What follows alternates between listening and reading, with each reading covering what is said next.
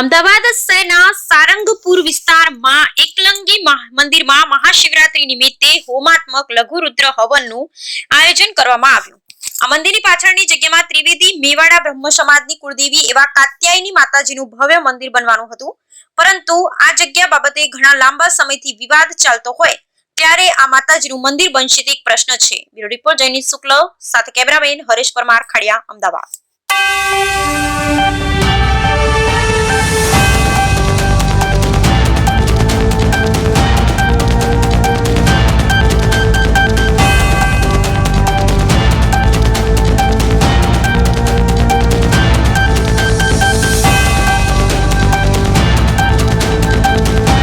નમસ્કાર દર્શક મિત્રો, હું છું જયદીપ શુક્લા। નિહાળી રહ્યા છો prime patrolling news, CP news અને ગુજરાત ઇન્ડિયા ન્યૂઝ। એમાં આપણું ખૂબ સ્વાગત છે। અમારી ચેનલને યુટ્યુબ પર લાઈક કરો, શેર કરો અને સબસ્ક્રાઈબ કરો, જેથી કરી અવનવા સમાચાર તમારી પાસે પહોંચી શકે। જયદીપ શુક્લા ક્રાઇમ રિપોર્ટર્સ અને કેમેરામેન છે હરેશ પરમાર। આપણે આજે અમદાવાદ શહેરની અંદર એકલંજી મંદિર આવેલું છે, જે રાજસ્થાનથી અહીં મૂર્તિ સ્થાપિત થયેલી છે। રાજસ્થાન મેવા એકલંજી છે। એ એકલંજી અહીં ગુજરાતની અંદર અમદાવાદ શહેર સારંગપુરની અંદર ખાડિયા વિસ્તારમાં અહીં સ્થાપિત કરેલી છે। અને આજે મહાશિવરાત્રિનો પર્વ છે, મહાશિવરાત્રિનો દિવસ છે, ત્યારે એક હવન કરી અમે લઘુત્તાત્મક હોમાત્મક જે યજ્ઞ કર્યું।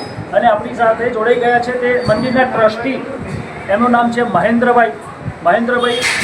આ મંદિર વિશે કંઈક અમારા દર્શક મિત્રોને તમે સમજાવો, કઈ રીતના મંદિરની સ્થાપના થઈ, આ મંદિરનું મહત્વ શું છે, કઈ રીતના છે? અમે મૂળ મેવાડના બ્રાહ્મણો છીએ। 500 વર્ષ પહેલાં મીરાબાઈ જે રિસાઈને નીકળ્યા ત્યાંથી, એટલે અમે મેવાડના રાણાને કહ્યું કે રાણીજી રિસાઈ ગયા છે, અમને રજા આપો તો અમે એમને મનાઈ લઈ આવીએ। રાણા કે અમે તમારા આ રાણી નહીં જીતતી છે, નહીં આવે, રવા દો, તમે ખોટા ગયા વગર તો અમે ભાઈ અમને જવા દો, એ મીરાબાઈ નહીં આવે તો અમે પાછા નહીં આવીએ। એટલે 500 વર્ષ પહેલો અમારા પૂર્વજો આવેલા અહીંયા ગુજરાતમાં, અને મીરાબાઈ દ્વારકા વૃંદાવનથી દ્વારકાથી ચાલો અમારા અંગાથી ત્યાં ગયા, અને દ્વારકામાં તો મીરાબાઈએ એમની સમાધિ લઈ લીધી, ત્યાં સમાઈ ગયા। એટલે અમારા બ્રાહ્મણો પછી વચનથી બંધાયેલા, એટલે પછી અહીંયા ત્યાં દ્વારકાથી આવતા રસ્તામાં બધા અમદાવાદમાં ગુજરાતમાં 500 વર્ષથી સ્થાયી થયા છે। પણ અમારો ઇતિહાસ જે જૂનો છે એ હજુ અમે જાળવી રાખીએ છીએ।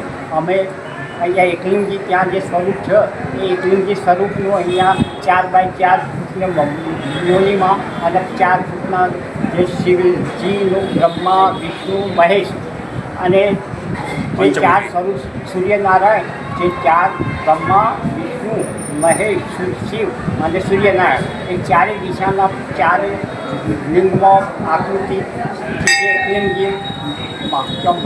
શ્રીનાથજી જે રસ્તામાં આવે છે એ જ પ્રતિકૃતિનું અહીંયા દાદાની પ્રતિષ્ઠા કરી છે, અને મારા હાથે જ પ્રતિષ્ઠા થઈ છે। દાદાએ સેવા મારો ખાઈ લીધી છે, જમીનની સેવાએ મારો ખાઈ લીધી છે, અને પ્રતિષ્ઠાએ મારો ખાઈ કરાવી છે। અને અત્યારે છેલ્લા 7 વર્ષથી અમે પાટોત્સવ, આજે શિવરાત્રિ પ્રતિષ્ઠા દિવસ છે, એ બે નિમિત્તે અમે આજે 5મો, આમ તો 7 થાય પણ જે કોરોનામાં નહોતા ત્યાં 5મો પ્રતિષ્ઠા નિમિત્તે આજે પૂરો કર્યો છે। આ રાજસ્થાનની અંદર જે રીતના પૂજા થાય છે એ જ રીતના પૂજા થાય છે? હા બેન, અહીંયા પૂજા એ રીતે તો નથી કરી શકે, ત્યાં બહુ મોટું કામ છે। અહીંયા રાજા છે, ત્યાંના રાજા કરાવે છે, પણ હવે જે થાય યથાશક્તિ જે થાય અમારે તે રીતે કરી શકીએ છીએ। તો તમે જે રાજા છે એ રાજા લક્ષરાજસિંહ છે મેવાડની અંદર, તે રાજાને તમે બોલાવી શકો? એક વખત કઈ રીતના આયોજન થઈ શકે ખરું? હા, આમંત્રણ આપીએ। હવે અમારે વિચાર છે ત્યાં કાત્યાયનીમાં અમારી કુળદેવી છે, એની પ્રતિષ્ઠા કરવાનું આયોજન છે અહીંયા મંદિર પાછળ બનાવી, અને એ વખતે અમે આ વખત વિચાર્યું પણ ટાઈમ ના બન્યો, એટલે આ વખતે પહેલાં વચ્ચે કાં તો કોઈ એવો સારો પ્રસંગ હશે તો મેં આમંત્રણ આપી અને મેવાડના મહારાણાના અહીંયા આમંત્રણ આપવાનું બોલાવી ઈચ્છા છે। કાત્યાયની માતાનું મંદિર ક્યાં બનાવવાનું એક છે? સાઈડમાં જગ્યા ક્યારે બનશે, કેવી રીતના બનશે? જમીન 10-12નો જે પ્રોબ્લેમ છે એ સોલ્વ થાય એટલે લગભગ 1 વર્ષમાં ગણતરી છે પૂરું કરવાની શરૂ કરી, 1 વર્ષ થાય। 1 વર્ષની અંદર આ કાત્યાયની માતાનું મંદિર તૈયાર થઈ જશે? હા, સંકલ્પ છે, કર્યો છે। માતાજી સહકાર આપે, દાદા તો કરીએ। આપણો ખૂબ ખૂબ ધન્યવાદ અમારી ચેનલમાં.